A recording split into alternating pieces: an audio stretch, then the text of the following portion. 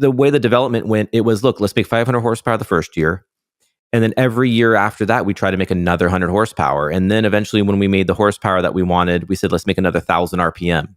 We just evolved it a little bit each year. And then we would find a challenge and try to design around it or design straight through it.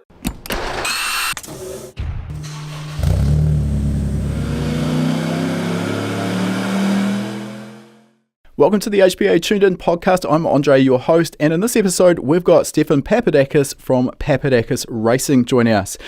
For those who haven't heard of Papadakis Racing, Stephan is known for his background in drag racing. He was one of the pioneers of front-wheel drive import drag racing back in the day, and just for one, I was really inspired by what was happening in the import drag racing scene around the time he was involved, and that was one of the things that really spurred me into doing what I now do, owning my own shop and now running a high-performance academy.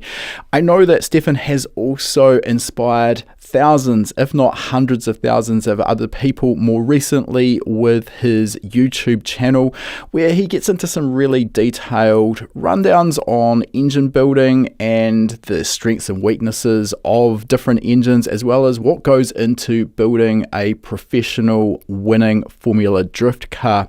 On that note, Stephan builds and runs Frederick Asbo's Formula Drift GR Supra. Prior to that, his Scion TC, then his Toyota Corolla, and this season is also running Ryan Turk's GR Corolla, which won on debut at Long Beach not that long ago. This is a really deep dive into all things mechanical. In particular, we talk about the 2AR Toyota engine, which powers the Toyota Corolla, GR Corolla of Ryan Turk, and previously also powered the Scion TC Toyota Corolla that Frederick Asbo drove. And this is an unusual choice in the world of Formula Drift. We're talking about a 2.7 litre 4-cylinder engine in a sea of 2JZs and LS turbo combinations punching out 1,000 plus horsepower. This is an engine that is punching well above its weight. And we talked to Stephan about what goes into building a reliable engine at that level. We also talk about some of the ins and outs of developing a competitive package in Formula Drift, finding out that it's not all about power and tuning the power output to the driver's preference as well as the particular venue that they're drifting at. Now, before we get into our interview with Stephan, just a quick introduction for those who aren't aware of High Performance Academy. We are an online training school. We specialize in teaching people how to build performance engines, tune engines, as well as build quality, reliable wiring harnesses. We also cover other topics including race driver education, car setup, data analysis, and even fabrication. All of our courses are delivered via online video lessons that you can take from anywhere in the world, provided you've got an internet connection, giving you the freedom to learn from the comfort of your own place, and you can also learn at your own pace. Once you've purchased any course from us, it is yours for life. It never expires. You can rewatch it as many times as you like. Because today's topic dives deep into the world of engine building, a couple of our courses that I think would be really applicable to those who enjoy today's chat are our Engine Building Fundamentals course and our Practical Engine Building course. These courses will teach you everything that you need to know about speccing and assembling a quality performance engine. Doesn't matter what type of engine it is, whether it's a 2AR like Stephan's building today, or maybe you've got a twin turbo LS7. It doesn't matter, anything in between. In particular, our Practical Engine Building course breaks the entire engine building process down into a simple, bite-sized 10-step process. And I know that when faced with a pallet of fresh parts ready to assemble, it can be a bit daunting knowing what to do first and where to even get started. That 10-step process takes the mystery away, and in no time you've got a completely assembled engine that's ready to start for the very first time. Now, as a podcast listener, you can also use the coupon code podcast75, and that will get you $75 off the purchase of your very first HPA course. We'll put a link to that coupon code and the two courses that I mentioned in the show notes. All right, let's get into our interview with Stephan now. All right, welcome to the podcast, Stephan. Thanks heaps for joining us today. Now, for those who maybe haven't heard the name Stephan Papadakis or Papadakis Racing, can you give us maybe a brief background on how you got involved in working on cars? Sure. So when I was, 12, 13 years old, I was really into RC cars, radio-controlled cars. And I was racing them. And at that age, I was like, I want to be a professional RC car driver. And, loved building the cars, loved tweaking on them. And then by the time I got 15, 16 years old, had some friends that had real cars and they were modifying them and racing them and stuff, and realized, oh, that's more fun to drive in the car than to, remote control them. And they were going to like the street races and drag racing. And I started getting involved in a bit of that scene, just because in Los Angeles, there weren't any racetracks and stuff like that. But soon they did start opening some drag strips at Terminal Island, Pomona. They started having some street legal drags, and really got hooked. And I could make changes to my car and see the improvement in elapsed time, see the quarter mile time going down, just driving and also modifying the car, launching it different, all those different things. And next it was, okay, I want to be a professional race car driver, and really just pointed in that direction. After high school, I didn't really see any college education that was going to send me in the direction that I wanted to eventually be. So I worked right out of high school at a place that built racing car engines, and first started sweeping the floor and answering the phone, and eventually started, helping out customers and stuff with technical questions, and all at the same time racing my car on the side. After a few years there, and really being in the scene and having a lot of other friends that worked at shops and were at the cutting edge of the import tuner market, opened up a shop. And what we specialized in was engine swaps. So Integra engines and Civics or CRXs, Prelude engines. So put the bigger engines into the smaller cars, and understanding how to make the axles work and the wiring and the different ECUs and shift linkage and all of different things. So learned a lot on the different systems in a car, the electrical systems, the fluids, and all that kind of stuff. But still racing in parallel at the same time, really kind of coming to a point around, what would that be? Probably 90, 99 or so, 98, when buddy of mine, the late Sean Carlson, and I built a tube chassis front wheel drive drag race car. And it was like, okay, we can kind of basically go on tour and start doing all the battle imports and the drag races with this car, or really focus on the shop and working on customers' cars. It was going to be difficult to do both. And at that time, I was, 22 years old or whatever, 23 years old, and unmarried, no kids, and said, man, this is when I can do this. Let's go racing. Let's make this happen. And closed the shop and just focused on drag racing and trying to continue to have these front wheel drive drag racing records. And at that same moment when the whole scene really started to explode with magazines and DVDs, and just the whole scene really started getting popular, and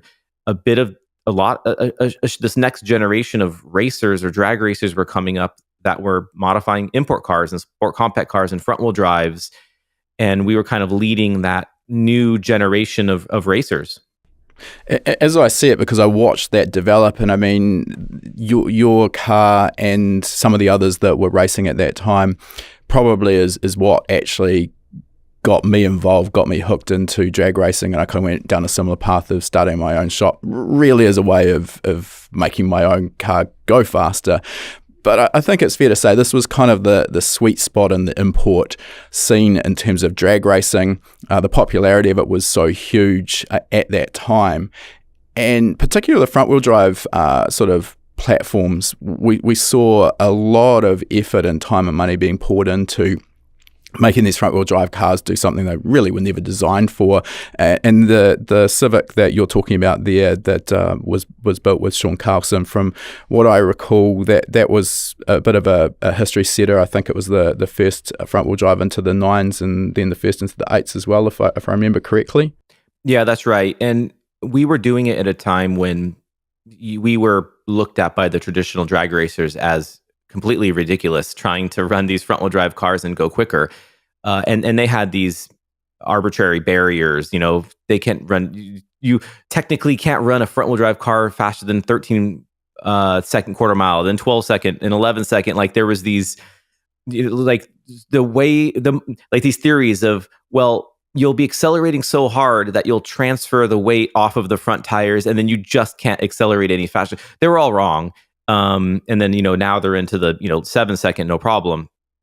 But there was this moment where it was like the right place at the right time, and we were blazing a trail, and we were a small group of experts that really even didn't even know that much, but it was such a new form of motorsport or drag racing that nobody knew how to make a front wheel drive car do something like that because no one had. I think all you really need to do is know just a little bit more than the person who's racing you in the other lane, and you're probably good to go there.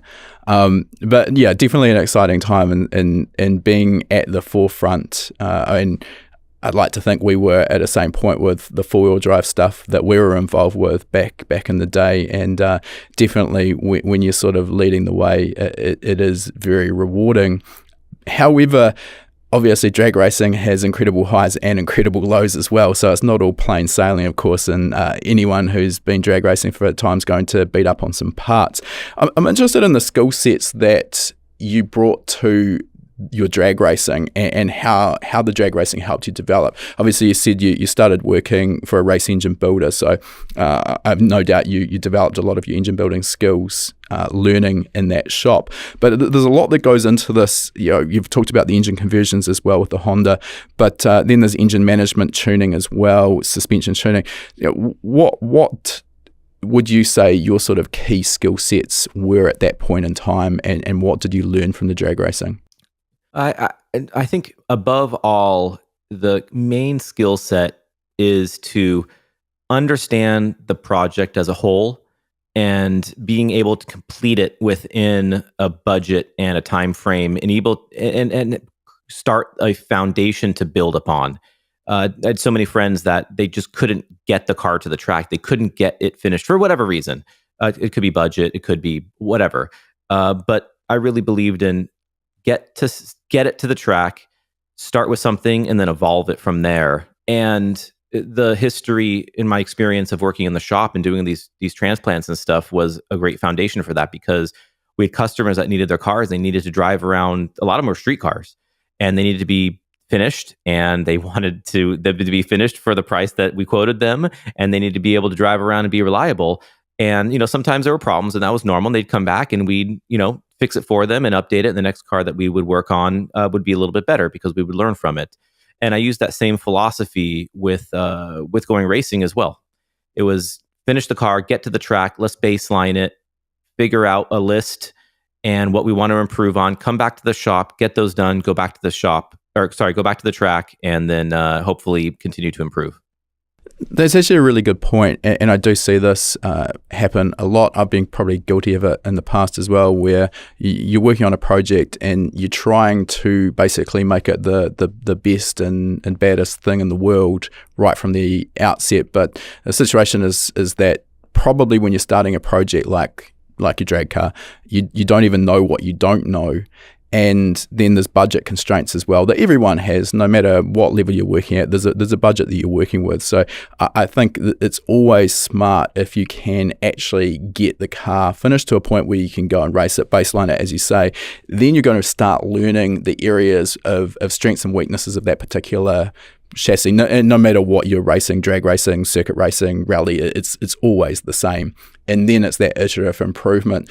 And you're going to learn so much more quickly, and also probably have a hell of a lot more fun than spending 3 seasons working away in your shop building the ultimate car, only to get to the track and actually find out that there's a whole bunch of stuff that you overlooked anyway. So I think for those maybe working away on a project at the moment, maybe try and incorporate some of that advice, because I guarantee you're going to stay more focused, more motivated, and have a lot more fun in the end. I don't the interview here with you isn't really based on your drag racing, but as I mentioned, it's hard to sort of have a conversation without at least focusing a little bit on this, because that is you're very well known for that, and that sort of formed your path in racing, and Papadakis Racing's sort of come out of that. Before we move on from it, I'm just interested in the engine choice for that Civic, because you're running the H22A Prelude engine. Interested why you went that way over the B series. Is this just a displacement aspect? And for those who are about to pipe up and ask why you didn't K swap it, well, obviously back then the K series wasn't an option. So yeah, can you give us some feedback on your engine choice? Sure. So this is back in 1997. So the cutting edge Honda engines at that time were the older B16A 1.6 liter VTEC. At that time, there was the GSR, so the 1.8 liters, and the 2.2 and 2.3 liter Prelude engines. The 2.3 was the non-VTEC, and the 2.2 was the VTEC engine. And after understanding a bit more of that H series of engines, the H22, H23, I learned that we could use the H23 bottom end, so the crankshaft with the longer stroke, but with the VTEC better flowing cylinder head. And in my experience, and the old saying, there's no replacement for displacement. So it was, for that size, considerably larger, 2.3 over 1.8. And one of my philosophies with engine building was do the least amount that you need to, change the least amount of variables, or make the least amount of variables. So the Prelude 2.2 liter cylinder head and 2.3 liter block gave a large displacement, a higher horsepower baseline. It was a closed deck block, so it didn't have that floating liner. So I believed it was a stronger block. And so what we did was I put rods, pistons. I used the stock head gasket. You put brand new head bolts in it, stock cams, and then it was a slightly ported head with valve springs and retainers. It was very simple, and it was made 650 and later closer to 800 horsepower relatively easily. And it was easy to replace. It was easy to build. It didn't require, which was a big problem at the time, a lot of machine work, which was sometimes inconsistent and sometimes just straight up not good. And I didn't understand what was happening with the machining enough to instruct the machine shop to do a better job. So I just sort of stayed away from it. Yeah, and that makes perfect sense. Yeah. Less is often more. I mean, again, people listening to this have to understand that this is back, as you say, 1997. The numbers you're talking now, 600 horsepower, even 800 horsepower. There's probably people getting around with that in modified street cars. So in today's terms, it's not massive numbers, but the turbo technology that we had available back then, as well as the engine management systems, they're a lot more limited than what we have access to. So definitely back then, it was harder to make that sort of power. And I suspect probably if you'd been shooting for 1,000 plus horsepower back then with that platform, it would have required a lot more extensive modification. And given what you've mentioned about problems with machining, that may have caused more trouble than it was worth. Now, let's move on from that. And these days, you're really well known for your work, particularly with Frederick Asbo in Formula D. Frederick, most winningest driver in Formula D history. And we've already actually had an interview on the podcast with Frederick. And for those who are interested in getting the driving side, he's also a very technically minded guy. So there's a lot of really good content that's probably going to cross over between these two interviews. And we'll drop a link in the show notes that people can follow if they want to listen to Frederick's interview. So what I'm interested for a start is how did you get involved with drifting? How did you make that transition? Because what we saw almost around the world was that import drag racing sort of exploded, went to a massive high, was super popular for a number of years, and then it's definitely faded away as drifting came on the scene. Did you sort of see that happening and actively make the jump to drifting? I don't know if I saw that coming. Maybe I saw that coming. There were several factors in me making a pivot away from drag. One was I had been drag racing since 16 years old, and by the time I was in my mid 20s, 10 years of drag racing, I felt like I wanted to do something different. And we were so successful at drag racing. I had these dreams of, oh, I can do whatever. I can go IndyCar racing. I could go, road racing, all these other things. It was, and I said, you know what? I want to go try that stuff too. So, later on around mid 2000s, 2004 or so, 2003, I started having fun doing other stuff. I'd had a shifter cart and started building a drift car, a Nissan 240, and planned to start driving and learning another form and then potentially becoming a professional at that. It was harder than I had anticipated. And, it ended up shifting a little bit different way, but back to the drag racing. So after 10 years of going drag racing, we were traveling all over. We were doing, 12 or 13 events a year, which as far as a pro schedule is not that crazy. But for me, it was a lot of travel. And every time I traveled to another drag race track, it was another quarter-mile strip of, asphalt and concrete. And I just kind of wanted a type of racing that was more dynamic than racing the same 8 dudes every weekend. And I think the other thing that I sort of found with the drag racing, which when you stand back and look at it, it just makes no sense. You're spending more and more money on your car to spend less and less time in the driver's seat. So, from a value for money perspective, the return on investment is incredibly low. And yes, it's an absolute rush to go down the drag strip where everything works and go really fast and beat whoever's in the other lane. But your actual seat time for the money invested in the car is incredibly small. So I've sort of pivoted away to road racing, and I love that you can go out and do a race that lasts for an hour and your seat time is obviously exceptional. Drifting obviously falls somewhere in between those two extremes. But is that sort of a similar sort of concept that you sort of concluded as well? Yeah, and I love motorsports. I love cars. I love building engines and making horsepower and competing. I love all these different things, and I felt restricted by just doing the drag racing, and wanted to do more. I mean, it was relatively simple. And at that moment, I had gone to a couple of the drift events where they had the D1 events here in the U.S. And it was eye opening. Like, there was this totally different new type of motorsport, and it really felt like 1997 again, where it was a young sport with a thin rule book, and the people coming out to watch were really fans of drift. They weren't necessarily drifters, and I saw drag, shifting towards, complicated, expensive cars, lower turnout at the events, very expensive, and really just being followed by people that were kind of hardcore into that specific import drag racing or sport compact drag racing, which it felt like over time was getting smaller and smaller. And we weren't a very good show. I've got the story of Pomona in probably 2004 when my mom came, and she came to watch me race.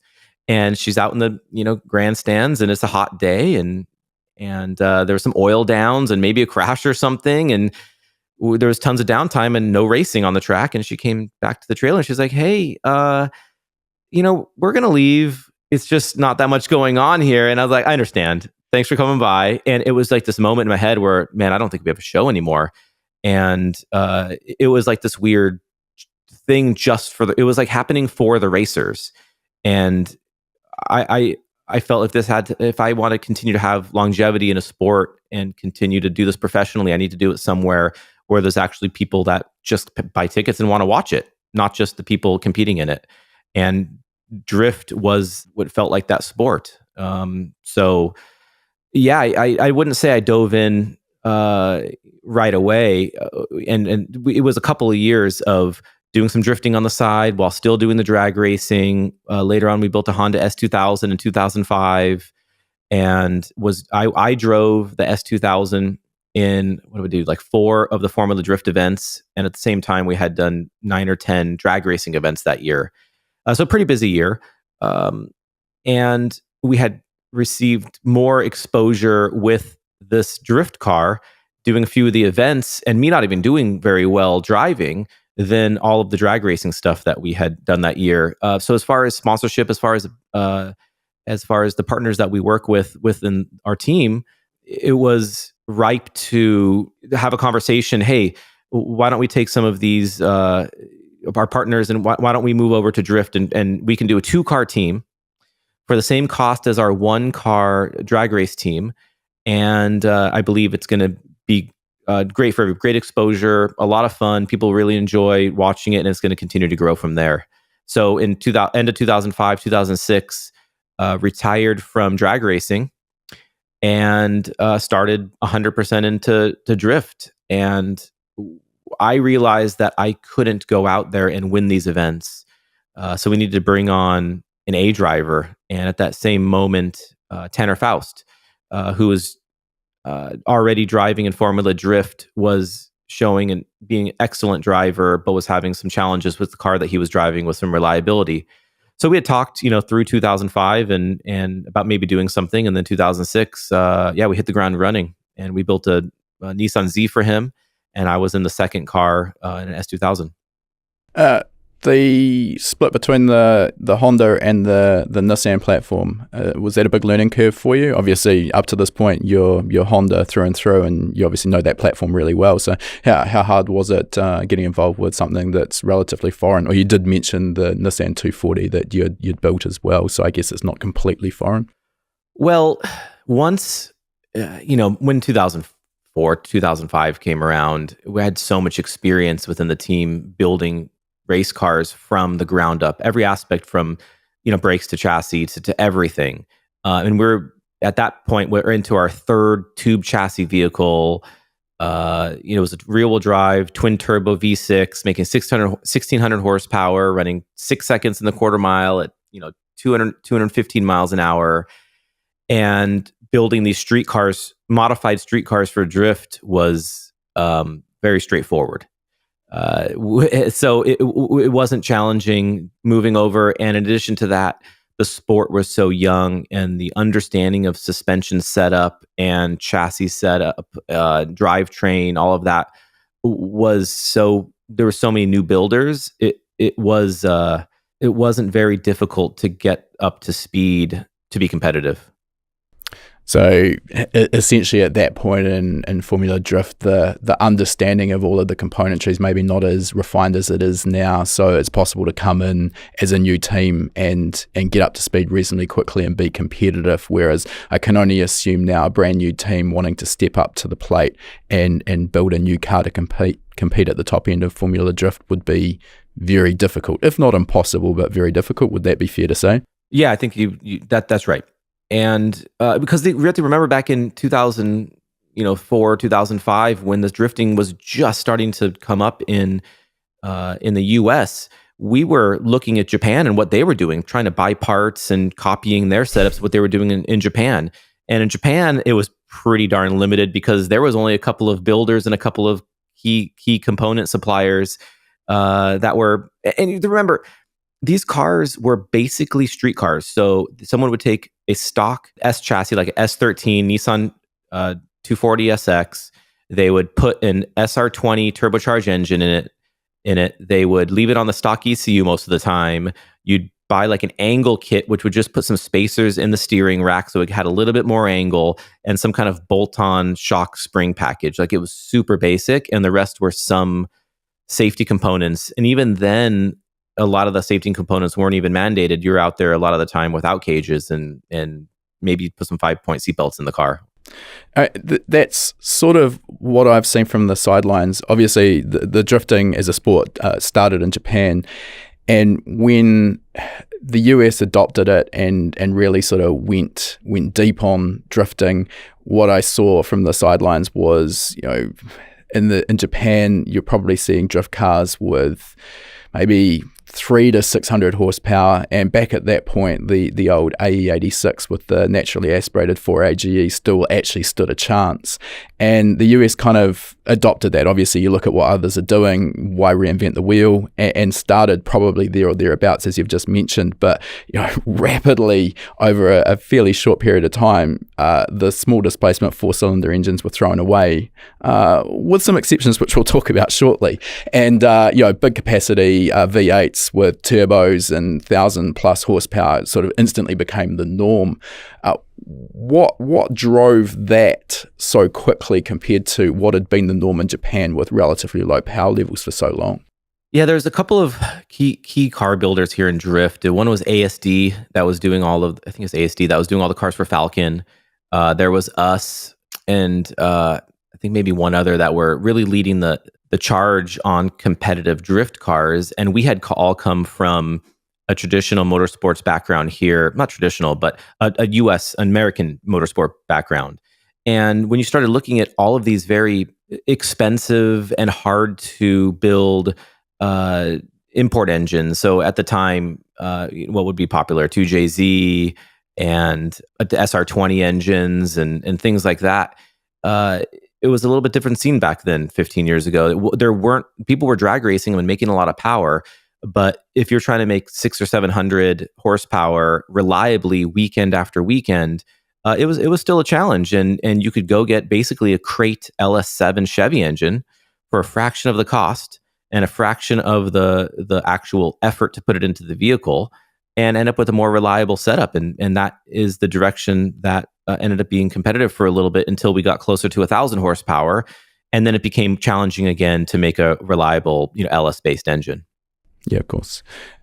I'm guessing there's sort of a correlation here between the power increasing and people learning more about suspension setup and getting more mechanical grip out of the cars as well. Maybe even the tyre compounds that are available improving, because everyone thinks of a drift car is going sideways and smoke pouring off the tyres, which obviously they do exceptionally well. But these cars are still incredibly fast, and particularly the ability to stay close on a chase run, that requires mechanical grip and a lot of power, correct? So is that sort of the correlation between the two sort of advancing? No point having 1,000 horsepower without the technology to actually be able to get that to the track and make the car grip? Yeah, so there are some misconceptions about drift. We all have these stories about, I used to, do donuts in the parking lot on the snowy, after it snowed or whatever. And so intuitively you think, okay, if I'm going to go drifting, I want a least amount of rear grip so the car's sideways. And for most stock cars, sure, that definitely works. But on the competition level, the competitive level, you need to be fast around the track. And the reason you need to be fast around the track is because the actual competition is when the tandem runs, the eliminations happen, which is a tandem run, 2 cars. And you'll each do two runs. The car number 1 will lead first, and then the chase car will chase. The lead car needs to be on the prescribed line by the judges, and the chase car needs to mirror that and try to stay as close as possible. Well, the lead's car job is not only to stay on that line, but to try to get away from the chase car so he can't mirror him as well. And the chase car needs to keep up with the lead car, right? So there becomes a bit of a speed competition at that point. And very quickly we realized you want a good tire, you want to have good mechanical grip. But when you started doing that the cars became harder to drive because it didn't want to drift as much. So in order to combat the high levels of grip, you would go with very high levels of horsepower. So the driver would use his right foot. The more he put the right foot in, the more wheel speed he would get, the more he could reduce the rear grip to help keep the car sideways. But as you come into a turn, a decreasing radius turn, something where you want the car to have some grip and to not spin out and get around the corner on the line that you want, you need to have that grip. And fundamentally, these are understeering, high grip vehicles with much larger rear tires than front. We're starting to move much closer to 50-50 weight distribution. And we use the horsepower to keep the wheel spinning and to reduce the amount of grip. Just to give our listeners maybe some concept, what would a current sort of leading Formula Drift car be able to run down the quarter mile in? Obviously, they're not optimized for that, but just to give us some sort of performance data. Oh, I mean, they're 10-second cars off of the drift track. Like if you just don't even do anything, they're going to run 10s, and they're going to be. And you remember that these tires are also DOT minimum 200 tread wear tires. They're not our compound tires. That's a series mandate. Okay, so just get a perspective on that, because a 10-second car, any way you cut it, is incredibly quick. So I just wanted to get some comparison there. All right, let's move a little bit further forward to your relationship with Frederick Asbo, and how did that sort of start? Obviously, at this point, you're starting to build a name for yourself. So, how did you get involved with Frederick? Towards the end of, let me think here. 2010 or so, Tanner Faust was planning to really focus on his rallycross, his international racing, which was going to have conflicts with the drift events, and basically planned to retire from drift. And so we needed to find another driver for that Scion seat. And I had originally talked to one of the other drivers, and he wasn't interested, who was a more established driver. And then talked to Frederick Osbo. And so up until that moment, I've watched every round of Formula Drift competition for the past, 5 or 6 years, right? So I'd seen all the different drivers, all the different styles, and there were a few drivers that were just excellent. Like they are ahead of the car. They're not reacting to it. They are driving the car. And those would be Tanner Faust, Samuel Hubinet, probably Reese Millen. And then when I saw Frederick Osbo come out and driving his old beat up Toyota Supra with way too much angle to be competitive, but really being present in the moment. And I don't know, I can watch these drivers, what they're doing with the front wheels, and I can tell when they're ahead of, they're driving the car. They're not reacting to what's going on. And Frederick was one of those drivers that I could just tell was excellent. So during that last year that Tanner was driving with us, I approached Frederick at one of the events. I think it was Sonoma, California, and just met the guy, talked to him a little bit, and totally down to earth, super stoked to be on the Formula Drift series, 100% committed. All the way here with his buddy from Norway, living in America, driving to the different Formula Drift events. When he wasn't at the drift event, he's either working on the car or in some like homemade drifting simulator thing that they had made, living in a room that he rented in Los Angeles area. Like he was all in. And I thought that, a few things could take him from having a lot of potential to being, extremely successful. One of them was a reliable car. One of them was a good spotter, and one of them just more time competing. And had a lot of faith in him. Okay, well, I mean, that faith turned out to be well-founded as well. Again, as I mentioned, winningest driver in Formula Drift. So he's obviously come good on the faith that you placed in him. Now, you've got this relationship with Scion at the time, now Toyota, and the interesting thing that I wanted to talk about here is the choice of car that you're running, Frederick, in, initially the Scion TC, which, I mean, if I had a shopping list of suitable candidates for a competitive drift car, I don't know if the Scion TC would be at the top of that list, not least of all because it's front-wheel drive. That's not really going to work. And really kind of designed from the ground up as a sort of a grocery getter, sort of pedestrian commute car, not a performance car as such. So can you talk to us about the options that were available to you and why that TC became the go-to option? So when we started working with Scion back in, what was that, 6, 7, 8? In 2009, they wanted us to use the Scion TC because that was the car that they were promoting. But they were pretty open to engines. And the car that we built for Tanner Faust had a NASCAR V8 that we decided to run in it. Well, after running that car for a couple of years, when we started working with Frederick, Scion had a new generation of Scion TC, their second generation. And some conversations with them, they were like, "Hey, you guys are doing this rear-wheel drive conversion. we'd like the car to, be as a little bit more authentic, like as authentic as a rear-wheel drive converted car could be. Do you think you can use, the 4-cylinder that comes in the car? And after doing some thinking about it, we thought it would be a good challenge. And at that moment, that was the car that was important for Scion. So you say, okay, maybe you want a Corvette. It already comes with an LS engine, and it's basically a drift car off the lot. Well, when you're working with a partner, whether it's a car company or a tire company or whoever, part of your job is to use their product and make it competitive and make it look good. And sometimes you work with partners that have the best products that you would pay for anyway. And we have a bunch of those partners that we work with right now. It's excellent. And sometimes it's a front-wheel drive car that they want to take drifting because they feel like that's a good audience and a good market to market that vehicle. And I totally believe in that, because a lot of folks like to watch drifting, but they don't necessarily are trying to drift on the way to the market or to school or to work, right? So a Scion TC is an excellent car for daily driving.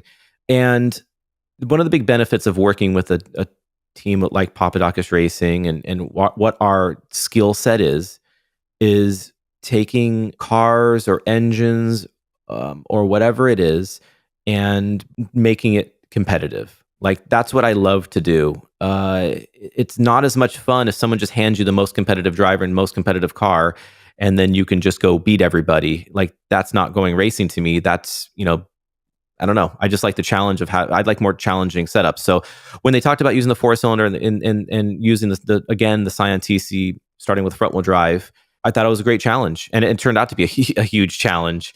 But when you have a partner like Scion that understands that and continued to work with us as we had our challenges and disappointments, and eventually coming out with a championship car after 3 or 4 years, it really solidified the relationship, and it continues until today. Yeah, I'll probably go back and say my comment about it being a sort of a grocery getter is probably a little bit unfair. Scion was sort of Toyota's offshoot to kind of focus that youth market, and it's an affordable and attractive car for that market. I mean, not everyone's in a position where they've got sort of a huge amount of disposable cash to go and buy a performance car straight off the car lot. So it definitely served a purpose. Now, the conversion to rear-wheel drive, I won't focus so much on that. Obviously, you've got a platform there in a rear-wheel drive format that you made work really well. But I am interested in the engine choice. So you've already explained the reasoning behind the 4-cylinder. And on face value, when you're looking at the capacity and number of cylinders of the competitors and 1,000 plus horsepower being kind of the norm, you're on face value at a pretty significant disadvantage. When you look at that base 2AR engine that you were using, it's again kind of a relatively low horsepower. I think 180 horsepower stock. Is that about right? Yeah, I believe it's 186. Yep. Yeah, okay. There or thereabouts. Alloy block, alloy cylinder head, although twin cam. What are your immediate concerns about getting this thing to produce 1,000 horsepower with some level of reliability? So when we first started this project, the bar was definitely not 1,000 horsepower. It was 500 or 600. Yeah, good point. Yep. And with that size engine, we said, hey, 2.7 liter, we can make 500 or 600 horsepower reliably. We can do this. I didn't think it was a big challenge. I thought it was right up our alley. And the original challenge was actually not making the horsepower. We made the horsepower relatively easily. We had a reliability problem with the valve train at RPM, and under boost and backfiring, it would shoot off the rocker arms. So the first year, it was dealing with these valve train challenges. But we were able to get through those into an extremely reliable valve train that we can, expand on later if you want to talk about that kind of stuff. But the way the development went, it was, look, let's make 500 horsepower the first year. And then every year after that, we try to make another 100 horsepower. And then eventually when we made the horsepower that we wanted, we said, let's make another 1,000 RPM. We just evolved it a little bit each year. And then we would find a challenge and try to design around it, or design straight through it and replace it. All right, there's a couple of bits I'll just dive back into there. So it's a good point. Yeah, back then, as you mentioned, you're not at 1,000 horsepower, and certainly 500 to 600 horsepower out of a 2.7 litre four-cylinder is not at that point difficult. Certainly not very very hard today. One of the aspects, though, we do need to consider is it's not just a horsepower number that's relevant here, which is so easy to forget about when we're looking at dyno figures on the internet. It's also the usable power band, and that's I'm guessing here there would still be some deficit with a four-cylinder 2.7 litre engine compared to a 7 litre V8 in terms of the low RPM response. Was that an issue, or really just not a huge concern given the RPM range the car was run through in a competition run? We could talk for literally hours on just the development of that 2AR four-cylinder engine. There's so much to unpack there, but with our understanding of electronic ECUs and turbocharging and nitrous, the theory was we will use the turbocharger to get us to the power that we want. We will run the smallest turbocharger that we can make the horsepower with, so we would have the least amount of lag. In addition to that, we would add direct port nitrous that was controlled through the ECU. So you activate the nitrous, and we still run it like this today. And then once the driver got past 80% throttle, the nitrous would be active anywhere over 2,500 RPM. Once the boost came up, then we would turn the nitrous off and it would have the boost there. And we really wanted a long power band, a wide power band from 3,000 all the way up to red line. At that point was, I think, 7,500 or something like that. Now it's closer to 9,000. And we were able to get that with the nitrous and the turbo, but you really had to understand how to build the engine so it could take it. You had to understand the electronics so they could be reliable and consistent. And since we had experience with all of that, it was a relatively successful engine program. Okay. Let's just talk a little bit about the nitrous, sort of as, I guess we could call it a form of anti-lag, just to get that turbo initially spooled. Obviously, once the turbo gets past a certain boost pressure, it sort of becomes self-sustaining, and that nitrous isn't really required anymore. And there's a sense that we could put any size turbocharger on any engine and then just fix all of the low RPM response and lag by giving it a massive shot of nitrous. To a degree, yes, but depending on your turbo size and compressor map, etc., if you drive a big turbocharger really, really hard at low RPM on a small capacity engine, you do risk the potential to running the compressor past the surge line, running it into surge. Now, obviously, that's engine specific and turbocharger specific. Is there anything that you needed to worry about in the drift setup, or you just nowhere near that surge line? So we don't find that to be the case with nitrous. The nitrous is increasing the amount of oxygen in the cylinder without increasing a huge amount of the actual volume of air, right? Because it's such an oxygen dense, without getting into all the technicalities of it, which honestly, I'm not an engineer and don't totally understand. But from my experience, when we would shoot the nitrous down low, it wouldn't increase the boost very much. It would increase the exhaust energy some, but there isn't a huge amount of exhaust velocity and volume increase with the nitrous. You're getting power because you're adding the extra oxygen and the extra fuel, and that would get us the extra torque. It wasn't necessarily making the boost come up sooner like you would think of an anti-lag. It's just making more power. Okay, so the power is coming from the nitrous, and then the response to the turbocharger still comes in later. And in terms of what I was talking about there with surge, the risk there is really driving the turbocharger, getting that turbo speed up at very low RPM. And so obviously, as you're saying, that's not what was happening. It was just the power and torque coming from the nitrous itself. Yeah, and we spent a lot of time on the dyno where we would test these different things. And you can go with the turbo-only dyno run, and you'll go with the turbo plus the nitrous dyno run, and you overlay the boost graphs, and they're quite similar. You might see a couple PSI higher at lower RPMs, but it's negligible compared to what you would think. Oh, at 3,000 RPM, let's hit the nitrous, and we're going to get 15 more pounds of boost. It's absolutely not like that. The turbocharger needs exhaust energy to spin up the turbine, right? And you are getting a little bit more heat with the nitrous, but it just makes more power because there's just more energy pushing down on the piston, not necessarily coming out of the exhaust port and turning the turbine wheel. Okay. Right, let's just dive a little bit into these valve train issues, because I am interested in learning a little bit more about what your fixes were for this. It's not an unusual issue. We see this with the SR20 DE DETs, really well known, running a big heavy rocker assembly that isn't really located positively. Later on with the SR20 with their VE cylinder heads, they went to a shaft mounted rocker, which was great because it couldn't get away on us. But the issue really comes around particularly spending a lot of time on a limiter, and if that limiter uses an ignition cut, we can get some sort of pretty nasty sort of popping and banging in the exhaust system, which sounds great and people love that. But can you sort of give us an understanding of why that causes issues with valve train? Yeah, so the valve train issues we had were specifically on the exhaust side, and the configuration was you have a traditional valve with a lash cap on it, which is a small button that is a barrier in between the tip of the valve and the rocker arm. And then you have your rocker arm, which is free floating. One side of the rocker arm is sitting on a hydraulic lifter. The other side is sitting on that lash cap on the valve, and the cam is on top, essentially in the middle of it. There's a ratio to it, but with a roller in the middle. And what's holding the rocker arm from falling off is the hydraulic lifter on one side and that lash cap and valve on the other side.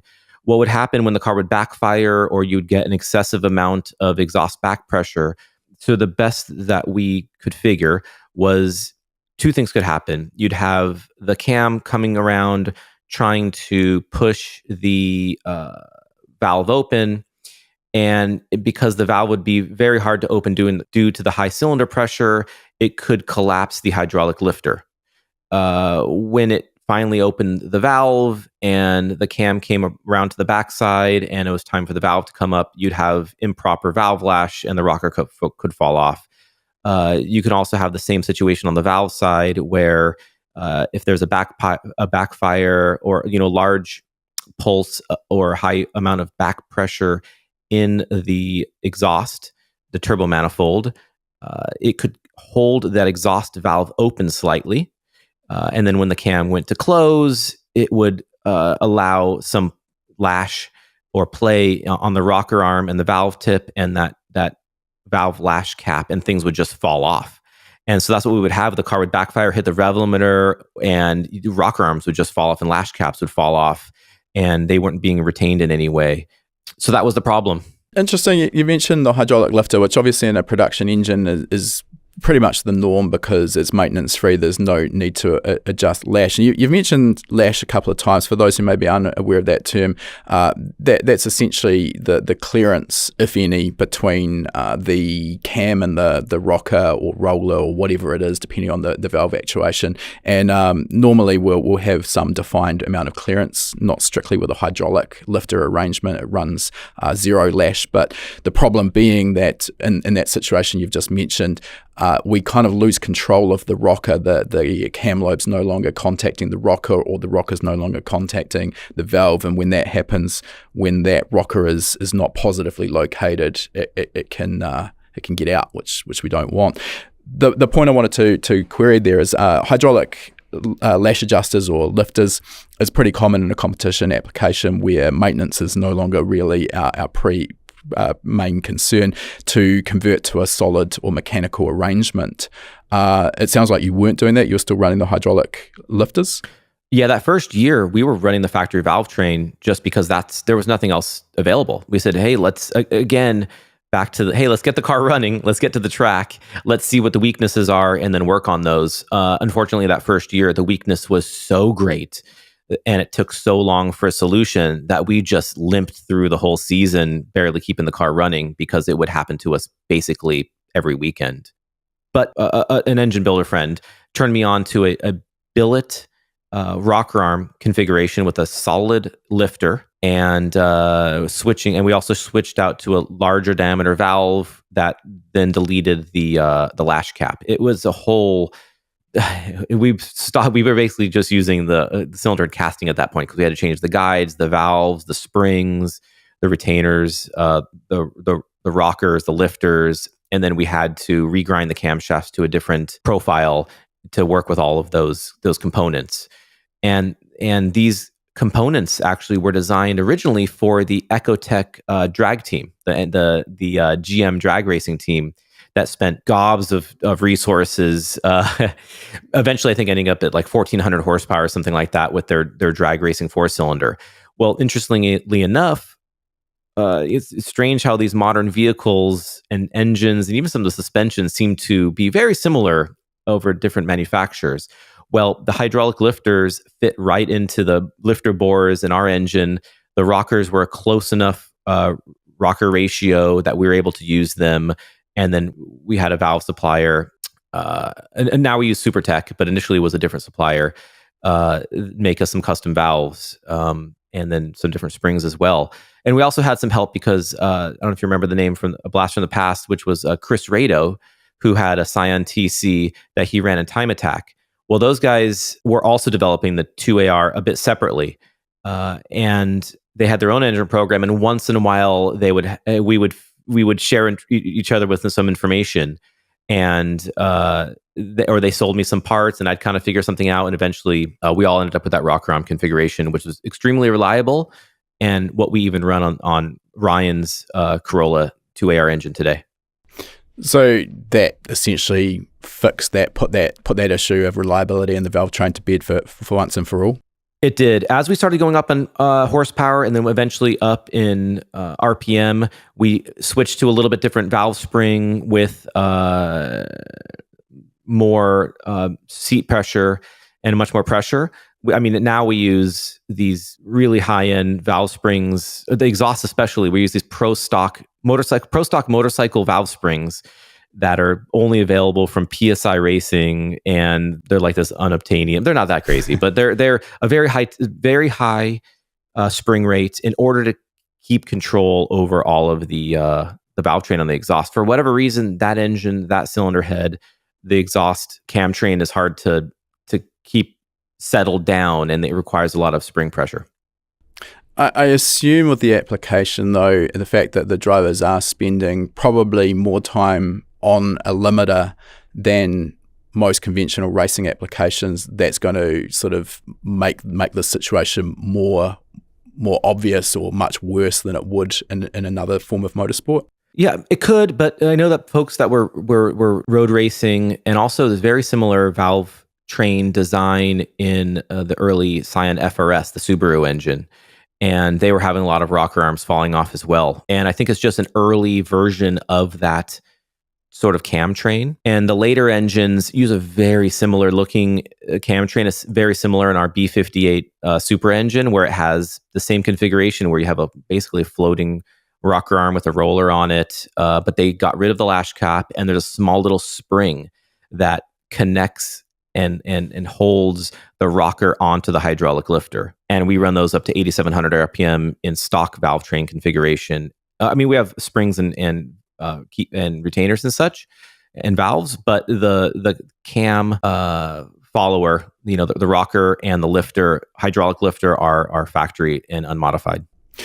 You just mentioned something a moment ago about the cam profile. I just wanted to dive back into there. It's really subtle, but can you talk to us about the differences between a cam grind for a factory hydraulic lifter setup, where that rocker is, or at least it should always be in contact with the base circle of the cam and then the lobe as it turns around, versus a mechanical setup where we have some actual lash clearance. It might be in the order of maybe 8 to 10 thousandths of an inch, but we've actually got that clearance. So, because a lot of people might think, well, I can convert my hydraulic setup to solid. We've already got good cams that have been proven in the hydraulics, so we'll run those and let's go. It doesn't quite work like that, does it?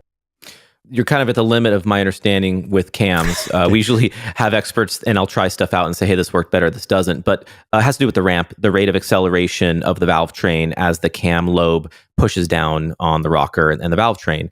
And if your rate is too aggressive, you can have some reliability issues. And there's more than just a bigger or a smaller cam. You're right. It has to do with there's a lot of experience and fundamental understanding of what the valve train can handle as far as ramp rates on the way up and the way down. And they are different with hydraulics and solid. I think the point as well, to sort of follow up with what you just said, is you do not need to be a camshaft expert and a valve train expert in order to build a performance engine. The point I'd probably make here is when you're making changes like that, it's really, really important to consult with whoever's grinding the cam and make sure that they understand what you've got, what you're doing, so that then they'll be able to advise and then provide a profile that is going to be suitable to the application.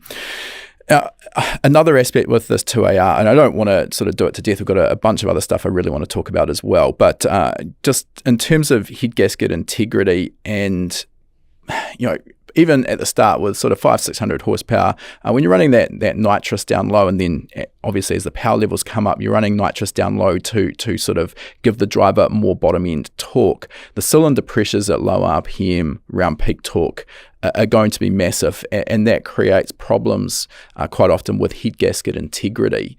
Was that sort of a major stumbling block for you, and can you sort of let us know what solutions you're using on the current engines? Yeah, it always comes back to the head gasket on these small displacement turbo things, right?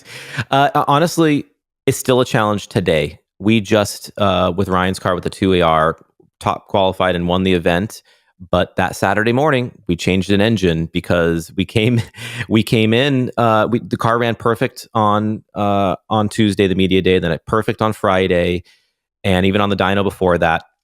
And Saturday morning came around, and we're doing our fluid checks, and they pulled the radiator cap off, and it was pressurized, and that's always an early sign of some sort of early head gasket issue, and it can just be a small pinhole issue, but it's only going to get worse. So we changed that engine out, and initially, we were running the factory MLS multi-layer steel gasket with like an off-the-shelf ARP bolts, and then we started having some leakage issues and some blown head gaskets. So the next step was to go to a more robust head stud. So we went with a half inch 13, a larger diameter stud, and then we machined the block to accept that larger thread, and then we went up on torque. That helped for a little while, and then we started having head gasket issues again, and so we went to a higher quality head stud, which was there's like L19 or 625 plus, where we were starting to torque them up to like 165 foot-pounds, and then we would still have head gasket issues until we realized it wasn't the studs stretching or the head lifting, it was literally the combustion chamber of the head deflecting. Like the base of the cylinder head wasn't thick enough for the pressures that we're putting into that. Because imagine, however much cylinder pressure is pushing down on the piston is also pushing up in the cylinder head. And what was happening was it was deflecting the head. So what we started to do was we're running pins down through the cylinder head, the inner oil galley, through the coolant passage, and reinforcing the cylinder gasket mating surface of the head. Wow. So essentially finding your own way to make a thicker deck surface in that sealing area, working with a production head. Yeah. So we're literally near the limit of what that the casting can get to. And then recently, in the last like 4 or so years, we're working with an Australian gentleman that makes this really trick, like copper alloy fire ring. That goes, we machine a groove in the block, and that fire ring goes into that, and it sits a few thousandths proud of a copper head gasket, so you get a much higher clamping force right where you want it around the cylinder. And those have helped, but if we're having other issues with the cylinder moving or whatever, so we've gone to sleeved blocks, but then away from sleeved blocks because we were having them drop, and then we went to back to stock sleeves, which were actually really reliable. And honestly, we're still searching for that perfect setup. But even when we find a perfect setup and the thing is running 2 or 3 weekends, excellent. You miss the tune-up a little bit, and you get some detonation, and boom, there it goes again, and we'll blow a head gasket. So when you're at that limit, any little problem can then cause a catastrophic issue, and that's a bit of the problem with the engine at the moment. Is we're so on the edge that anything goes wrong, and we're switching it out. Yeah, you're walking a tightrope, I guess, a bit with making that much power with a 2.7 litre engine compared to making similar power with much more capacity. It's obviously with more capacity, you don't need to be leaning on the engine so hard. Just mentioning detonation there, and I mean, it doesn't matter what pistons or conrods you're putting in the engine, no matter how much money you spend, nothing's going to live through detonation for an extended period of time. So the key obviously is staying away from it. I'm guessing if you're running into potential problems there, that you are still octane limited with the fuel that you're running. Is that the case? What are you running? What are you limited to? Yeah, so fuel's open. We run a Ignite Red. It's an ethanol blend. It's basically E90. So we're in ethanol fuel. It has been excellent for us. We are a bit limited on spark plugs just because it's a long reach plug, but we're starting to find a little bit better ones. But we've got a good handle on the tune-up. We've got a good handle on the fuel. We've got a good handle on everything.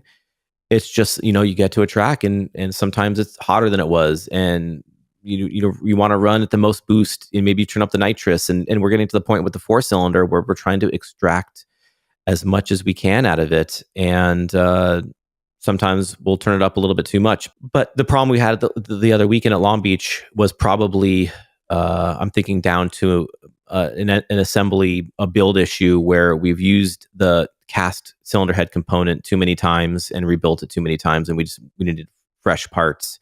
And that's always something that I'm always figuring out and finding as you compete with these cars is what is the life cycle of the components, and I want them to last forever, and you don't want to replace them too soon. And then sometimes you're just like, I don't know why this engine keeps blowing head gaskets, but this one does and the other one doesn't. So I'm just going to not use this anymore, and we're going to build a whole fresh new one, and that's what we're doing now. All right, I want to talk about maintenance in a second, but just before I do that, you just mentioned about that fuel, and I think people feel that when they're running on an ethanol-based fuel, particularly like a race product like that Ignite, that you're just immune from detonation. And yes, I mean, ethanol is a great fuel, but it's still not completely immune, particularly at exceptionally high boost levels. The other thing I think people overlook as well is that while the effective octane rating of an ethanol-based fuel is very high, alcohol-based fuels in general actually become more prone to pre-ignition, which is another form of abnormal combustion. So particularly that occurs with, or is more likely to occur with very rich mixtures. So we still have tuning related issues that we need to watch out for, and we're not immune to those. So I just wanted to add in that because I know that's little understood aspect of ethanol in particular. Now, in terms of the maintenance schedule on these engines, a lot of people probably think, now with every car that we see in a magazine or on the internet making 1,000 horsepower, that's become the internet norm. And I know a lot of people probably listening think that they can modify their 4-cylinder engine and make 1,000 horsepower and do 100,000 miles between oil changes and all will be well. I mean, we've already understood from what you've said that that's not the case, but under general sort of circumstances where you're not having a head gasket failure, you're not burning a piston or something like that, what is your sort of maintenance schedule and swapping out parts on these engines between rounds? Because obviously you've got a lot on the line here. A DNF because of a mechanical is not something that you want. So yeah, what are you doing there? Yeah, just real quick about the tuning setup. One of the things that makes the drift cars really challenging to tune is because the throttle and the cars are really, really dynamic.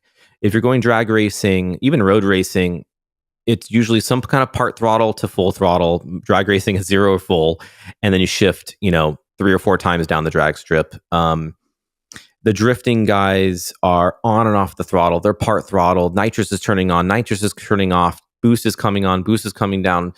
We have variable cams, so those are moving. There's so much variability in the engine, and it's so much off and on very quickly.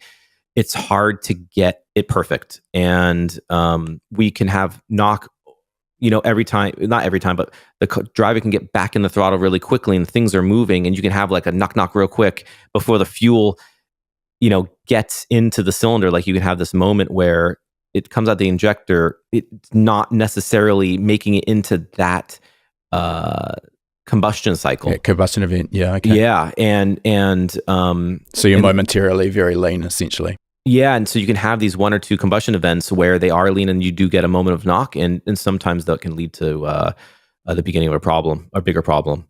As far as maintenance schedule goes, we typically have 2 engines per car. We'll have they're both main engines, they're both the same. And halfway through the season, we'll put the second one in. So we'll have the first engine will be in the car, the second will be the spare, and then we'll get halfway through the season, we'll put the spare in, and then the second engine will become the spare. We've been developing now for years, and we'll almost always have a third engine on the side that we're developing. What is it that we're trying to do? Trying to make more horsepower, more reliability in this area, more RPM, whatever it is. And so this third engine is being developed on the side. Once in a while, we'll put that third engine in, either be at a dyno or at one of the events. We'll then see if we got at what we wanted out of it. If we didn't, then we'll take it back to the drawing board. If we did, we'll leave it in, and then we'll start converting the other engines to that spec. So it's not build an engine and just run it. Like it's a very robust engine development program that's happening in the background to not only keep these cars running, but to keep them developed as well.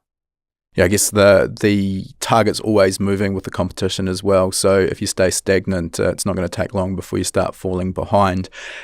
In terms of sort of a freshen up at the end of the season, are you literally throwing everything away and starting with every single component brand new, or can you recycle the likes of the head casting and the block? Yeah, so we will have rod bearings would be the biggest wear item. So we can absolutely get a half a season out of it, which would be like 4 events plus testing and stuff. I think it would make it a full year, but it would be a bit of a stretch. There's just so much force, and these bearings are not extremely wide and large, because when you're dealing with large, long stroke engines, there isn't a huge amount of room for a large rod pin and connecting rod within that crankcase. So we're a bit limited by the size of big end that we can put on the rod. And then also we're trying to get a lot of RPM out of these things, so we don't want a whole bunch of weight. So the bearings end up being relatively small for the horsepower that we're putting out. So those will be the main thing that would be wearing. Main bearings basically don't wear. We have excellent crankshafts nowadays that don't flex much. And the blocks of these modern vehicles are excellent as well. So the crankshafts I'll still change the main bearings if we go through it, but they don't wear.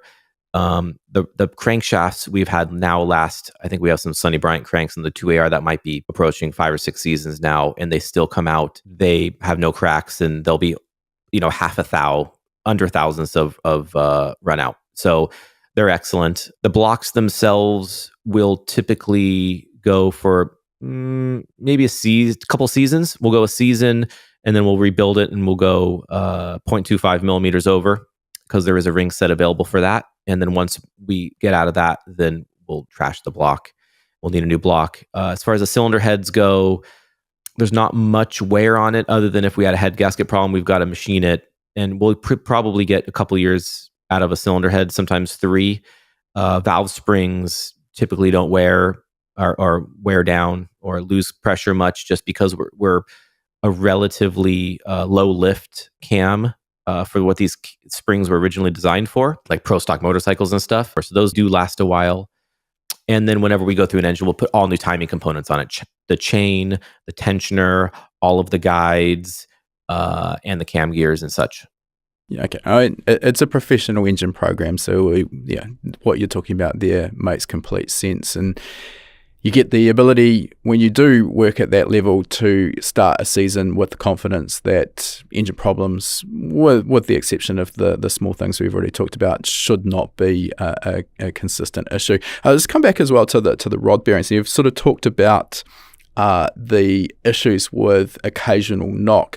So I want to clarify, as I said earlier, we can't build an engine to live through knock, and I stand by that, but I mean, I'm talking here about sustained knock that's going to last for a few seconds, not maybe 1 or 2 individual engine cycles where knock has occurred in maybe 1 or 2 cylinders. So That's achievable, but the upshot of this really comes back to as well what you were talking about with the reliability of the conrod bearings, because when you do get one or two knock events, that's kind of going to really spike the pressure in that cylinder, and that gets transferred down through the connecting rod, and that can give those rod bearings a bit of a hard time as well, sort of trying to essentially crush that oil film out of the way and try and get a metal to metal contact. So is that another consideration or aspect of your rod bearing wear or life expectancy?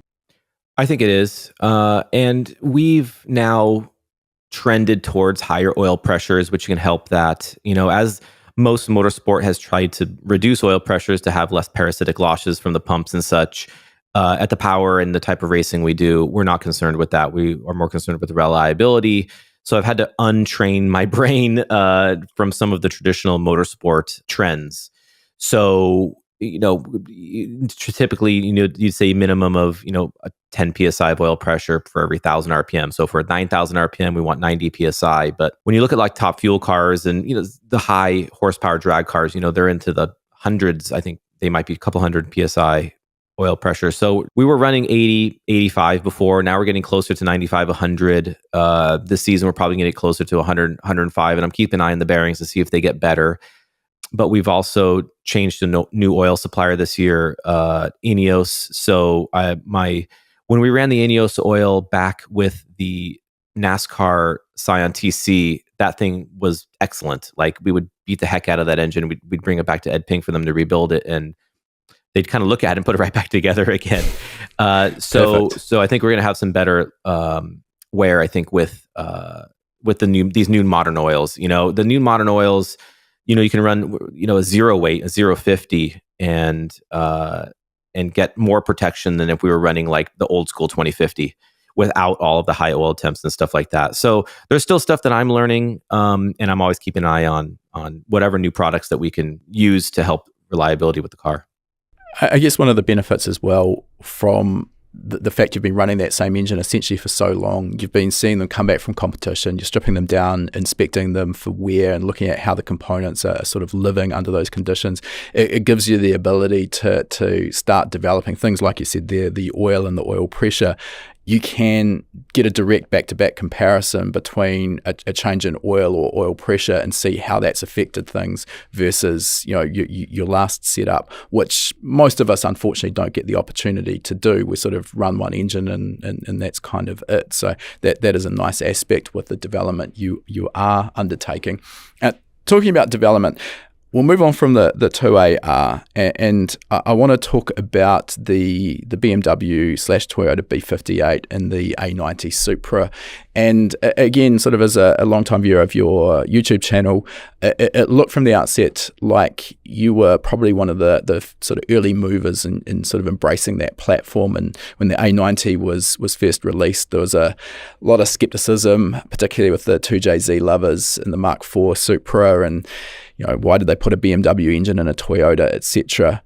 I also I've seen this time and time again when a new platform is sort of introduced to the market. There's sort of a reluctance, I think, for a lot of tuners and workshops to embrace a new platform and get involved. They'll often sit on the sidelines for a year or two until the aftermarket sort of plays catch up.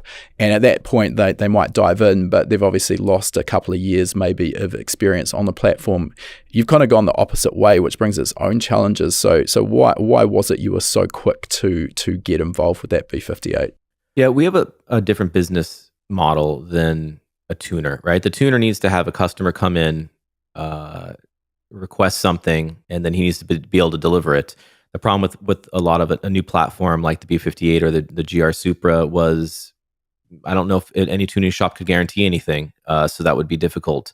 We had this opportunity, when before the Supra came out, in order to get our hands on one of the engines and to try to develop it. And obviously we wanted it to succeed. And in the back of our head was basically if this succeeds, potentially this could become our new drift engine. So we had a big motivation there as well. But we did put ourselves out there, right? Because we were filming that engine development process concurrently with development. So if we hit some roadblock that was insurmountable, we wouldn't have been able to it. It would have been like, hey, what happened to that video series? So we would have had to sort of explain that, in some way of why we didn't succeed, why we didn't succeed in that, right? So that was a stressful time, but we wanted to use that engine, and that was important for Toyota at that moment, and still today, to promote that car, and again, I love challenges, and it was like a new engine that no one's ever built before to a horsepower that no one thinks it can do. Sign me up. and yeah, we went through, and I think that was why it was compelling to watch, because you're like, yeah, absolutely, dude, what are these guys doing? This looks like a fool's errand. I mean, I think that's one of the the scary parts about putting yourself out there on YouTube or on social media in general when you're doing something essentially close to live. There's nowhere to hide, and if things go pear-shaped, well, that is what it is. But I think as well, like, you're a real person here, learning as you go, and sometimes you're going to potentially make mistakes or find a problem that you couldn't possibly have predicted. So the reality of it is exactly what it is. These things don't always go smoothly and perfectly, and from what I saw, that was actually pretty smooth. It did work pretty well from the outset. In terms of that B58 platform, what do you sort of see as the pros and maybe the cons of it, compared to, obviously it's very difficult to not compare it to the 2JZ, which now is sort of it's a pretty archaic thing, although it still produces great horsepower. Yeah, so initially, many folk were obviously upset. I think people were clearly actually upset that Toyota didn't come out with a 3JZ or some newer variant of it. And butt hurt is the term I use. Yeah. You know what? I kind of separated myself from the discussion and said, this is the car we want to run. Frederick has a long history with the Supra. I like challenges, and this is what we have in front of us. So let's try it, and let's share it with everybody. And so the project got started. We initially got a car, pulled the engine out of it, and I put it on a stand. And we couldn't even put it on a stand. I mean, we had to figure out even how to put it on an engine stand, because the timing cover was on the back of the engine where you normally mount it to, and you can't get the timing chain and all that stuff off. It was mounted so you had to mount the engine to the stand by the side of the engine.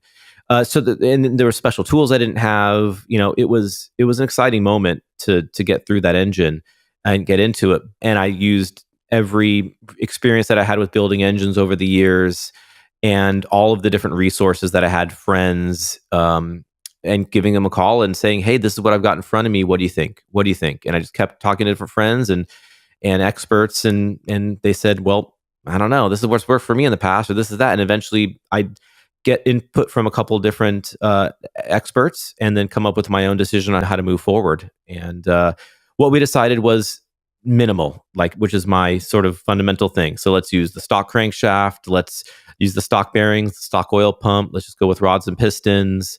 The cylinder liner is like this plasma sprayed steel on aluminum, so it's actually ferrous, but it's a very hard. You can't just go and bore and hone that to a first oversize and put a conventional piston and ring set on it. Nope. So we designed the pistons around the factory rings. I knew the factory rings, worked with that cylinder wall, so we didn't touch the bores. The head gasket and everything looked good, but we went with a better stud. And as far as the valve train goes, we found out that it was the same as the Mini Cooper B48 engine, and SuperTech already had a very good valve train, valve and spring and retainer combination for it. So initially we went with that, and then later on, very early on, Kelford Cams out of New Zealand had a good regrind on the exhaust. They spent quite a bit of time trying to figure that out, and then later on they had a billet cam that was available that we used.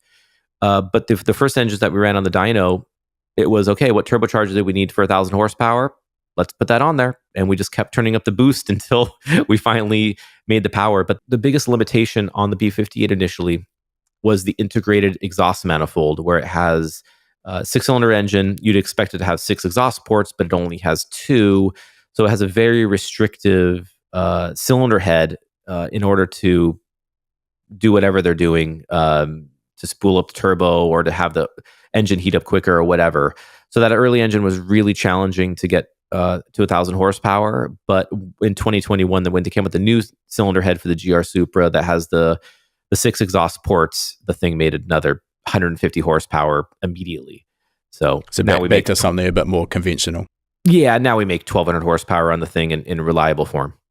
I mean, I don't know the full reasoning behind that 2 exhaust port sort of cylinder head variant. I mean, I think what is easy to overlook from the aftermarket standpoint is that manufacturers of these current generation of engines are very, very tightly restricted by emissions compliance. And if you could see their list of priorities, power and torque would probably be right down the bottom of that list, or at least pretty close to. And it doesn't really matter how much power or torque the engine produces or how wide the power band is. If it doesn't meet the emissions compliance regulations, it's never going to make it into production. So these are some of the things driving these new engines that, at least back in the 2JZ era, there were emissions compliance, no doubt, but much less stringent. So does that sort of impact on where ultimately you see the B58 engine design? And really, we're talking more specifically about the cylinder head. The block's really just there to support the pistons, rods, and crankshaft. It's the head that's sort of there for flow. But I mean, in drag racing terms, we're seeing teams with production 2JZ cylinder heads producing 2,000 plus wheel horsepower. Is that something you'd ever see a B58 cylinder head being capable of, or is it just not got the base design to support that sort of level of flow? Yeah, understood. I mean, I think that the B58 cylinder head may actually be better than the 2JZ head in the aspect of flow, because the 2J is not a good flowing head, especially when you compare it to like a Honda VTEC head or something like that. It's actually quite poor. And they do need a lot of boost to make those 2Js make 2,000 or more horsepower. So it's not a very good flowing head. It's a very strong block, and they're able to figure out the head sealing on it relatively well. No, I think that you can make 2,000 horsepower out of a B58. The challenge that the drag racers are having right now is that they are racing factory computer based Supras with flash tunes or piggybacks or whatever. And I think they're limited with the direct injection and the additional port injection, all these different systems that they're putting on the car, these engines, and they're not just going to a motorsport electronics fuel injection package like what we run. If you put one of those engines in a proper tube frame rear wheel drive chassis with standalone engine management and a proper clutchless drag racing gearbox, hold on, that's what you're saying? Yeah, I think the limitation is the surrounding electronics and not necessarily the base head and block. Although like most modern engines, if not all of them, like these modern cylinder heads, they're trying to make the castings thinner. They're trying to get the engines to warm up quicker. The cooling ports are larger, which are creating a weaker cylinder head to gasket that flange that I was talking about with the 2AR that we had to reinforce. That is potentially the weak link in the B58 cylinder head as well, as you get past 12 or 1,300 horsepower. But I think that there's going to be some solutions to that. You just have to figure out what those are. But again, I think we're going to come down to some of the head gasket stuff, because I've had some of the drag racers here running the GR Supras hit me up to talk about some building some engines, and they'll send me some pictures of what they've broken, and I'm looking at this like, you're not having a engine builder issue, you're having a tuning problem, because they're burning the thing down. And so I think once they get on the other side of that, then you're going to see the horsepower and the speeds increase, and the elapsed times dropping pretty quickly. And they're already running 9s with minimal mods, and then 8s with a bit more. And the amount of work that you have to do on a Mark IV Supra and a 2J to reach the quarter mile times of the Mark V Supra is quite different. You have to put a lot more work into a 2J and a Mark IV Supra to get where the Mark Vs are right now. Yeah. Okay. Yeah. Fair enough. I mean, obviously, at the pointiest end of sort of import 6-cylinder drag records, we've still got the 2JZ, and I foresee them being there probably for some time. Maybe not least of all because those guys are going to stick to what they know and have developed rather than trying to start with something brand new. But yeah, it will be definitely interesting. I mean, this engine essentially is still, relatively speaking, in its infancy. Coming back to its application in Formula Drift, we've talked about 1,000 horsepower target for the 2AR. Now you've got more capacity and more cylinders. You're obviously going to be able to hit that target with a lot less stress on the engine. So the next question obviously is, do you step that target up? You already sort of mentioned, you referred to 1,200 and 1,300 horsepower.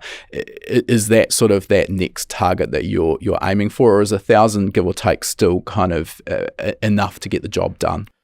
I think 1,000 is enough to get the job done, even 900 at all but 2 tracks. So we have 2 bigger bank tracks, which is in Seattle and then Irwindale. And if you're on the right tire, which right now is the Nitto that we run and also the Ford guys run, you need closer to 1,200 horsepower. When you have the grip turned up and you have the speed turned up and you're up on the bank, you're going to want that horsepower. And we've been able to get the B58 to that level. And so we're pretty much getting to the point to we're not developing the B58 anymore. We're happy with where it is, and we're continuing to develop other aspects of the car. In terms of that, is it a case of, just give the driver enough to get the job done? So 1,000 horsepower, 900 horsepower for all of the other tracks, and then you have the Irwindale tune-up that gets dumped in for just that event where it's wound up to where it needs to be? Yeah, so it probably takes some explaining. So where we would say we have enough horsepower would be when the driver is on a higher speed, higher grip portion of the track, and he gets into the throttle, and the RPMs accelerate, and the wheel speed accelerates at the rate that we are okay with. Like he gets in the throttle and like he gets to the rev limiter, like he can just make however much RPM he wants with his right foot. So at the slower tracks, you can imagine, why would you want, just go think of extremes. If you have 3,000 horsepower, every time you hit the throttle, it's just going to go to the rev limiter, right? So you don't want that necessarily. And it would be hard to modulate that as well. So we want an amount of power that we can modulate, the driver can modulate, that still has good low end torque. So we don't want to give up that high RPM horsepower at the expense of too much low RPM torque. And then if we find that he's in the throttle and he's sitting at 7,200 RPM and it just won't accelerate anymore, he probably needs more power, or we've got to reduce some grip in the car. And then really this just comes down to, are you competitive and can you win events, right? We're not racing dynos here, where no one's coming to the track and trying to make more power for the sake of making more power. We want to make more power to win more rounds. And the reason it will help win rounds is because the driver needs to have control over the rear wheel speed. And the more horsepower can help every time he gets in the throttle and he wants more wheel speed to help maybe get the car more sideways or drive the car down off the bank or whatever it is. When he puts the throttle, he gets that wheel speed. So when we get to the level of horsepower where he feels like he's got enough power to improvise his driving and do what he needs to do, then we're good. Anything beyond that is going to stress the engine more and potentially just spend more time at the rev limiter. And at that point, it's actually a little bit of a disservice because it's like a hard stop with the wheel speed. And it's better if the driver can have a more or less wheel speed with his right foot. If you're always sitting on the rev limiter, you can only have less, you can't have more. And then typically, if that's the case, you'll go into a different gear, a longer gear. You might change the rear end ratio so you have more wheel speed, or the same wheel speed with a lower engine RPM. So you're basically staying away from that limiter and giving the driver the ability to vary the wheel speed up or down. That then gives them the ability to control the angle of the slide more or less, is what you're saying? That's right. That's right. And then you can get to the point to where now you've got all this horsepower and you've got this really long gear and you've got a bunch of wheel speed, but your tires don't last 2 laps. So that's the last aspect of it is, sure, you can build this ultimate setup, but the tires need to last 2 laps. And if they can't, then you need to turn everything down a little bit so the thing's not out of tire in the last turn and the car's not competitive. Yeah, I mean, really interesting to kind of get a deeper dive on perspective, because I think from the spectator's perspective, you're not going to understand all of the intricacies that go into it. And yeah, I think to a degree, because these horsepower numbers always get chucked around, I think there is a perception that simply more is better. And clearly, as you've mentioned there, there's a lot more that goes into defining what that package should be producing in order to be competitive. Yeah, definitely. I think we'll probably move on from here, because we are getting a little bit long, and I do want to respect your time here, Stephan. So we'll move on towards closing this thing off, and we do sort of have the same three questions that we ask all of our guests, and the first is in terms of what have you got on the radar in the future for yourself for Papadakis Racing? Is it just going to be more of the same, more Formula Drift action? Yeah, right now we're handling 3 cars. So we do the GR Supra for Frederick, the GR Corolla for Ryan Turk, and GR 86 for Jonathan Castro. So that's pretty much the extent of what we do with the shop. I obviously do some YouTube videos here and there, try to fit those in, and I do have some content planned for this year. But for the next, I'd say 2 to 3 years, that's continued to be our main focus. Beyond that, it's hard with motorsport to plan 5 or 10 years out. So you never know what's coming, what's on the horizon. Correct? Yeah. So I was talking to a friend about this the other day. Like every time I say, okay, I've been drifting for a while, maybe I should start considering, doing something else. And I start thinking about something else. Like we have this resurgence or like this new, reigniting of the excitement of drift. And I think that happened again this year with the kind of everything opening and international drivers starting to travel a bit more. And now we've got like Aston Martin from New Zealand in Formula Drift, and we've got the Federico from Italy with his Ferrari, and we've got the Japanese guys coming back in, and it's been a great start to the season. Yeah, so it keeps it fun, man, and I love building all these cars and everything, but traveling and all these years can drag on you, especially if you're not having fun. And fortunately, I'm still having a good time and spending the weekends with drivers and crew and everybody that I enjoy spending time with. So, and the fans keep coming out.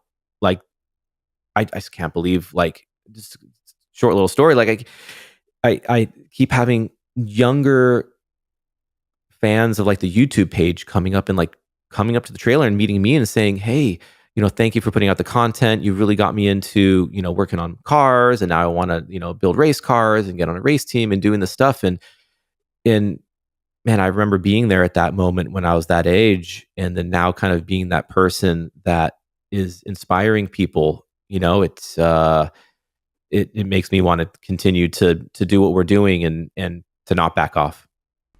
I think you'll never obviously know how many people you have inspired right through your whole career. But I mean, as I've mentioned already, you and the other people that were drag racing back in those early days in the 90s, that sort of sparked my passion for motorsport and ultimately got me into drag racing. And your YouTube channel, again, the amount of information you put out there, and it's that sort of there's no secrets. It's very open and honest, which is refreshing these days, because so many people try and keep everything to themselves and hide it behind a veil of secrecy. And I think that's a really refreshing approach, which as you've obviously seen, is helping get more and more people inspired. So for all of those enthusiasts out there, I really appreciate what you're doing.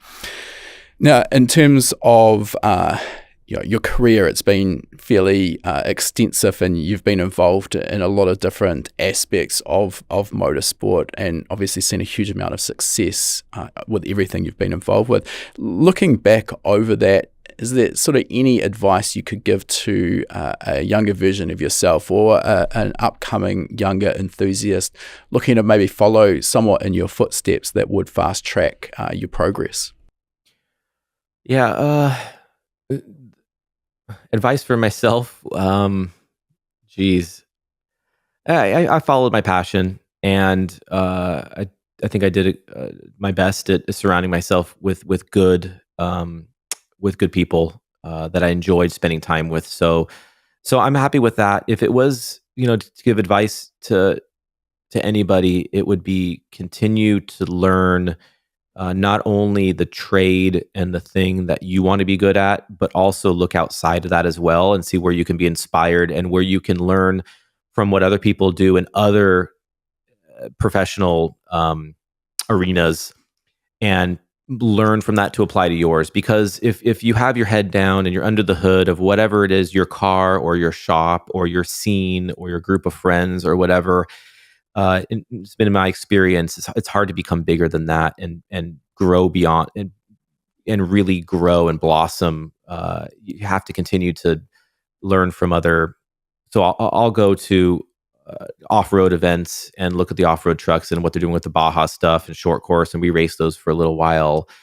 Try to learn. I learned how airplanes are made and how they design those parts, or even reading books on professional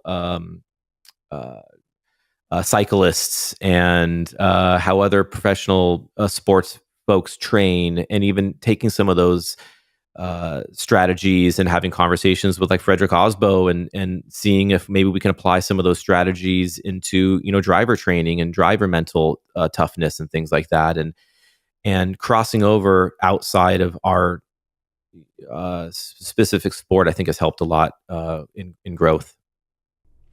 Yeah, it's an interesting angle, and yeah, I couldn't agree more. I think it is very easy, no matter what you're involved with, to sort of put your blinders on and just be sort of stuck in your own lane and really focused so much on your own sort of course and direction that it's easy to ignore everything else out there. And I mean, not a lot of what we do, obviously, when you're starting to develop a brand new engine, this is a little bit different, but not a lot of what we do in terms of motorsport is really new or cutting edge, and a lot of it's really been done before.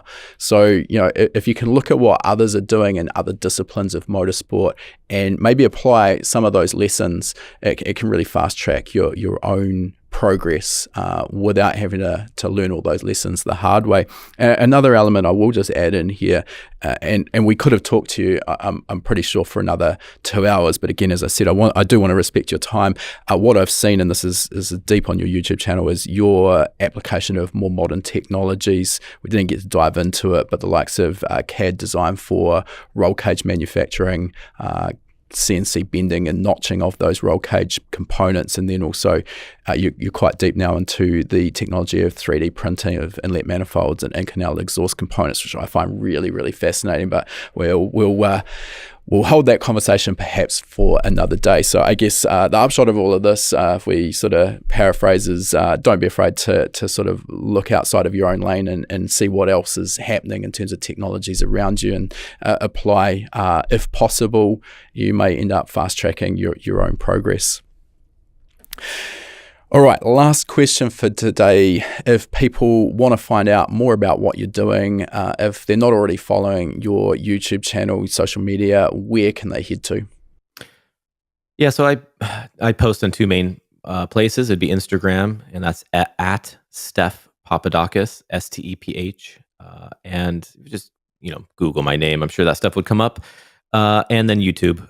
And yeah, man, that's about it. I'm hard to get a hold of. I mean, you can send me emails on the contact of the papadakisracing.com website, and but we don't work on customer cars or anything like that. So I don't know if I can't really help you with your project, but I'm busy spending time trying to find time to build YouTube videos that I could share as much information as I can with everybody. So yeah, man, thanks for having me on, and I hope we should do this again someday. Yeah, absolutely. As I say, we could have probably talked for another couple of hours, and no doubt at another point we may be able to do that. As you mentioned there, I'll just clarify: not a commercial tuning or performance workshop. You're very focused on your in-house projects. So those listening, don't email Stephan asking for a turbo kit for your Honda Civic. It's not going to happen. But by all means, please do follow along with his social media channels, and we will drop links to those in the show notes to make those really easy to find.